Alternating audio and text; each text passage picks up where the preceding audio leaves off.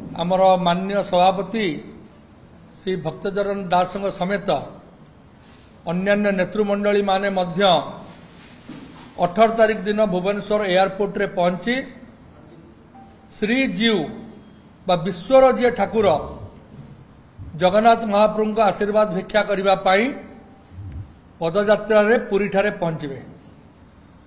18 तारिख सकाळ 10 रु से पदयात्रा रे बाहरिबे भुवनेश्वर एरोड्रम पड़िया बा भुवनेश्वर एयरपोर्ट रु से पदयात्रा रे शिशु भवन छक राजमहल छक कल्पना छक देई लिंगीपुर ठारे पहुंचे सेठू किछि समय अतिबाहित करी पुणी पदयात्रा से बाहरिबे एवं पिपिली रे तांकर रात्रि यापन व्यवस्था सेठी हब पिपिली ठारू 19 तारिख सकाळे पुणी पदयात्रा आरंभ हब 19 तारिख सकाळू 7:30 रु से चलिबे 23पुर पर्यंत जोटा पिपिली निर्वाचन मंडली पुरी जिल्ला रे एवं 23पुर रे मध्याह्न भोजन विरति तापर पुणी पदयात्रा आरंभ हब एवं से पदयात्रा चंदनपुर पर्यंत चलिबो एवं मझिरे साक्षी गोपाल निर्वाचन मंडली जो सत्यवादी निर्वाचन मंडली बोले आम कहूचे से जिबे से जो रास्ता रे एवं से चंदनपुर ठारे पहुंचे चंदनपुर रे रात्रि यापन व्यवस्था है चंदनपुर ठारू 20 तारिख सकाळे 19 तारिख रात्रि यापन है चंदनपुर रे 20 तारिख सकाळे पुणी तांकर कार्यक्रम आरंभ हब पदयात्रा से पुणी बाटमंगला ठारे आमर 18 नला बाटमंगला पाखापाखि से पहुंचे सेठी मध्याह्न भोजन कार्यक्रम है पुणी अपराह्न रे से पुरी श्रीजीव को दर्शन करने पादरे चली चली जिबे एवं श्रीजीव को दर्शन कर सारा परे तापर सी तांकर जोटा राजनीतिक एवं जहाँ संकल्प से घोषणा करेंगे किंतु एतिक आम कही रखा चाहूँ जे तांकर जो यात्रा ए यात्रा गोटे सफल ओडिशार रूपायन पाई ओडिशा को 1 नंबर राज्य रे परिणत करने एवं गोटे जगन्नाथ आशीर्वाद भिक्षा करेंगे गोटे पॉजिटिव नोट पाई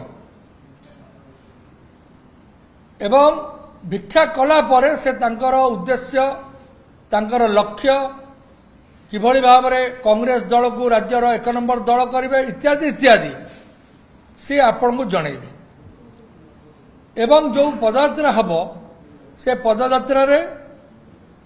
आमर ओडिशार संस्कृति ओडिशार गौरव एभली भाव में जो कार्यक्रम सांस्कृतिक कार्यक्रम मध्य रास्ता सारा